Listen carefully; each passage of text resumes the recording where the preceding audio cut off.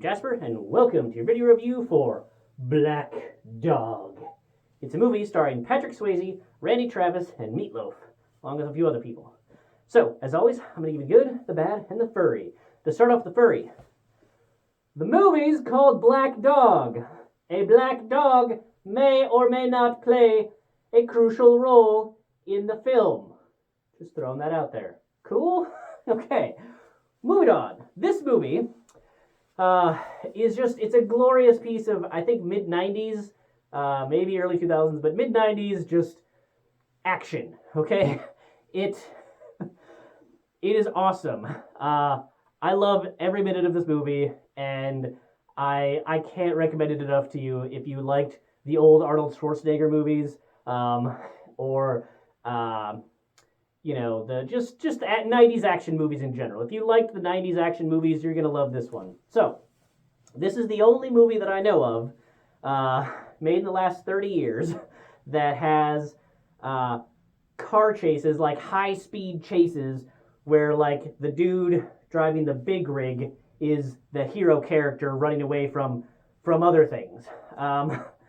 Like, there might be some small, like, chase sequences. Like, I'm not counting, like, Terminator, 3, where the bad guy was driving around, like, the crane or whatever. Like, no, I'm just saying, like, straight up, they had high-speed chases with semi-trucks. And they made it high stakes and, like, thrilling. You were just like, ooh, you were sitting on the edge of your seat, like, oh, how's this going to turn out? And it's awesome that they were able to do that with semi-trucks, okay? So what it is that...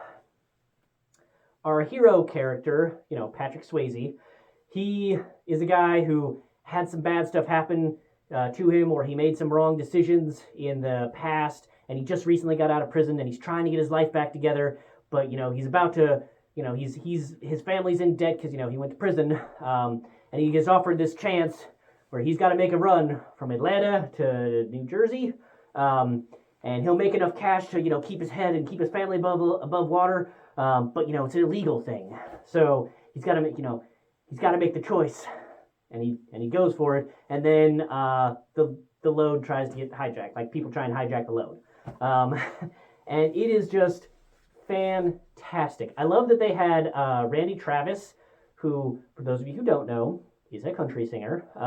They had him playing a guy who writes country songs, but at first they were saying I feel like it was real hard for Randy Travis to sing off key or sing poorly. And it's especially funny because then later on they transition from just music is going on in the movie as not in the movie, but the music is in the movie, you know what I mean? Like the characters aren't hearing it.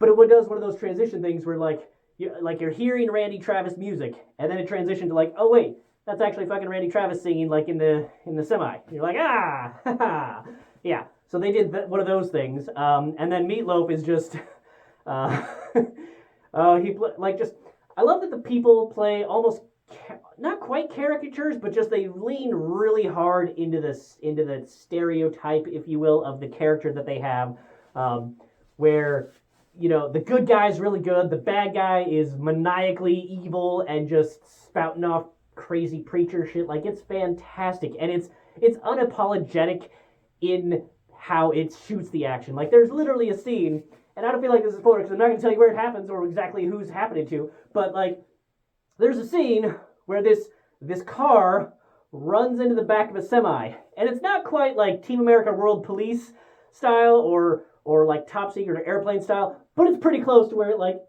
ding, and just explodes, and it wasn't no, it was just classic 90s, it can hit and explode. But it didn't really pull me out of it because of the things that they were otherwise doing.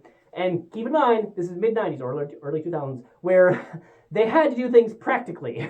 So these things were actually happening on screen. Sure, they might have used pyrotechnics to make the explosion, but there was actual cars and actual semis doing these things. So it was a whole lot of fun. I will say that it had just a tiny, tiny bit of the Batman thing where, you have this excellent movie, and then like it feels like you could have ended it right there, and then they throw on another part. So they had a little bit of that where you're like, hey, this is the great ending. Like I'm not curious about anything else. I don't care about anything else. Like I feel like you tied up all the loose ends. Like everything's fine. And then they tacked on like another action sequence, and you're just like, but really? Did you really need that? Like it was a finely shot action sequence, but I was just kind of like, but you didn't need this. It would have been perfect as it was.